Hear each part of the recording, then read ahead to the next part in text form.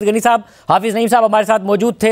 वो election commission पर इल्ज़ाम लगा रहे हैं, साथ में आप पर इल्ज़ाम लगा रहे हैं कि आपकी 70-75 बनती थी, उनकी 94, तो उनके पास कंसोलिडेटेड रिजल्ट्स मौजूद हैं, 100 तकरीबन उनकी बनती थी। आप लोगों ने रिजल्ट्स मैनेज किए हैं, मैनिपुलेट किए इलेक्शन कमीशन के साथ मिलकर, और इस पर वो एहतजाज करेंगे।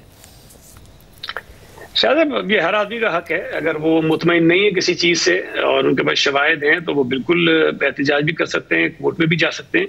लेकिन मैं ये समझता हूँ कि ये इल्ज़ाम इसलिए बेबुनियाद है कि अव्वल तो अगर हम मैनेज कर रहे होते तो फिर हम कोशिश करते हैं कि हमारी सीटें 125 से ज्यादा हो जाएं ताकि हम सिंगल हैंडेडली अपना जो है मेयर कराची बना लें। वो हम नहीं कर पा रहे हैं। दूसरा, अगर इस तरह से आसान होता कि जी आप डिप्टी कमिश्नर के साथ मिलकर रिजल्ट चेंज कर लेते तो मेरा अपना भाई एक यूसी से चेयरमैन की सीट पे खड़ा था, हार गया है, शायद मैं उसको मैनेज कर लेता, उसको जितवा देता। लेकिन मेरा ख्याल है कि ये चीजें मुनासिब नहीं है। बहुत सारे इलाकों में मैं बताता हूं, उन्होंने एक एग्जांपल दी कि औरंगी यूसी 7 जो उनके पास फॉर्म के हिसाब से नतीजा मौजूद था, उसमें जमात इस्लामी को 7,495 वोट मिले थे, पीटीआई को 2,611, टीएलपी को 1,911 और पीपल्स पार्टी चौथे नंबर पर थी 1,397 वोट लेकर। यानी जमात इस्लामी आपके मुकाबले में 6,000 वोट लेकर जीत रही थी, मगर आरओ ने जो नतीजा दिया उसमें आपको जिता दिया है औरंगी यूसी 7 में। वो कह रहे हैं ये हो रहा है।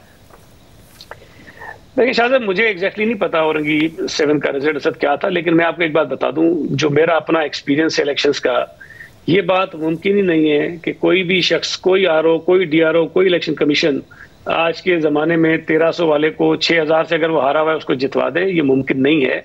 लेकिन मैं आपको एक एग्जाम्पल दे देता हूँ। मेरी अपनी यूसी जहाँ मेरा वोट है, जहां से मेरा भाई वाइस चेयरमैन की सीट पे था, वो जीते हैं, हमने लिए थे 6000 वोट। जमात इस्लामी के 2400 थे, लेकिन जो हमें रिजल्ट दिया गया उसमें हमारे 1880 हैं, जमात इस्लामी के 1300 कुछ थे। हमने उसकी दरखास्त दी कि भाई इसको आप ठीक कीजिए, आपका ठीक नहीं है, 12,000 वोट आप खुद लिख रहे हैं कि कास्ट हुए हैं। तो इस तरह की कोई चीज हो तो मैं कुछ नहीं कह सकता, लेकिन मेरी नजर में ये बात मुमकिन नहीं है कि 1300 वाले को 7,000 वाले के ऊपर जितवा दें। मैं ये चेक कर लूंगा, ये मेरे पास इस तरह के, चूंकि वो हर यूसी के वोट वाइज रिजल्ट्स नहीं है तो इसको मैं चेक कर लूंगा, लेकिन मुमकिन नहीं है जो बात मगर आखिर में ज़रा हुकूमत आपकी है और डिले हुआ मामला, फिर जेयूआई आपकी इत्तेहादी है पीडीएम में, उनके राशिद सुमरो साहब भी इल्जाम लगा रहे हैं कि अपनी मर्जी के ऑफिशियल्स लगवाए गए और जिससे ये सारी की सारी मैनेजमेंट और मैनिपुलेशन की गई है, वो भी आप ही पर इल्जाम लगा रहे हैं।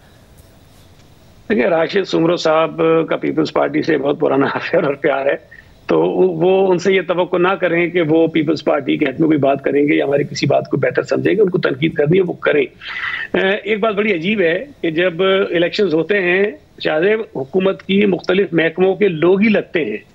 अब या तो ये हमें बताएं कि जी प्राइवेट लोगों को लगा के इलेक्शन करा दें तो बता दें, लेकिन इतनी बड़ी तादाद में स्टाफ अमला जो तैनात होता है, ये मुमकिन नहीं है किसी जमात के लिए कि वो सारे के सारे अपने लोगों को लगा दें। मुमकिन ही नहीं, आउट ऑफ क्वेश्चन है।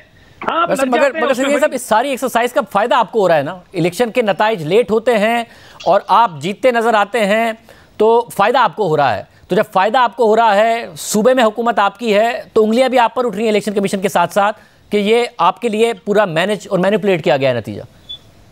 शाहजेब, मैं अभी से नहीं, मेरा ख्याल है मैं पिछले कोई 1.5-2 साल से ये कह रहा हूं कि बल्दियाती इलेक्शंस होंगे, पीपल्स पार्टी उसकी सिंगल लार्जेस्ट पार्टी बनकर आएगी।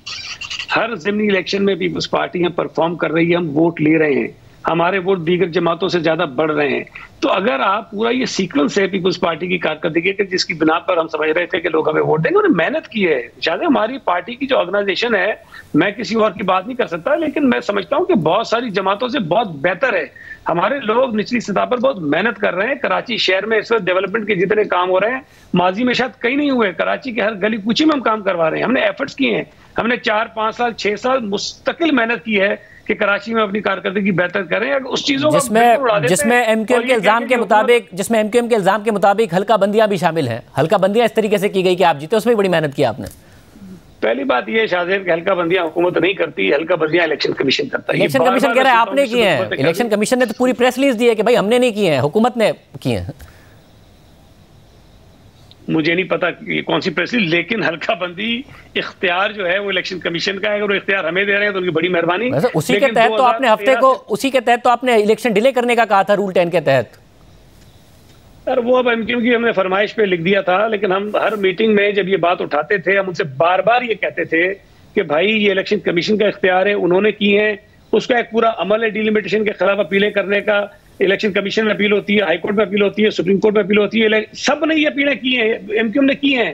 अगर वो समझते हैं कि जी सुप्रीम कोर्ट को भी हमने मैनेज किया, हाई कोर्ट को भी हमने मैनेज किया, इलेक्शन कमीशन को भी हमने मैनेज किया, तो भाई अब फिर मैं इसका क्या इलाज में कर सकता हूं? मगर आप उन्हीं यूसीज में जीते हैं ज्यादातर। शाहजेब, मैं आपको बता रहा हूं कि जो हल्काबंदी इस वक्त है, जिसके ऊपर हम इलेक्शन लड़े हैं, वो माजी की हल्काबंदियों से बहुत बेहतर है। ये बार बार टीवी पे कल मुस्तफा कमाल को सुना कि 8,000 10,000 में बना दी और कोई 70 यूसी हमने 90,000 पे बना दी, बिल्कुल गलत है। अगर वो यही साबित कर देना कि 10,000 8,000 पे यूसीज हैं और 70 यूसियां कोई 90,000 से ऊपर हैं, तो मैं सियासत छोड़ दूंगा, मुझे दिखा दें। अच्छा, अब आप क्या करेंगे? अब आपकी हिकमत अमली क्या है? अपना मेयर बनाने की कोशिश करेंगे? तहरीक इंसाफ तो आपके साथ कह चुकी कि नहीं जाएंगे, वो जमात इस्लामी को सपोर्ट करने के लिए बहरहाल तैयार हैं, आप क्या करेंगे? शायद हम भी अपना पीटीआई के साथ जाने को बिल्कुल तैयार नहीं, हम उनसे बात भी नहीं करेंगे, लेकिन बाकी तमाम जमातों के साथ हम बात करेंगे, इंक्लूडिंग जमात इस्लामी। और ये मैं बता दूं कि राब्ते हमारे मुस्तकिल उनके साथ रहते हैं और इख्तलाफात के बावजूद हम बैठ के बातचीत भी करते रहते हैं। जमात इस्लामी को भी कराची के लोगों ने मैंडेट दिया है, उनको अच्छी खासी सीटें मिली हैं, और ये मैं समझता हूं कि हमारा फर्ज भी बनता है as a mature political party कि हम उनसे डायलॉग करें और हम कोई रास्ता निकालेंगे। अब क्या उस पर जाके कंक्लूजन होता है, किस बात में हम इत्तफाक करते हैं, लेकिन जमात इस्लामी वो पहली पार्टी होगी जिससे हम राब्ता करके मीटिंग्स करके बात करेंगे और मुख्तलिफ जो ऑप्शन है उसके ऊपर डिस्कशन करेंगे।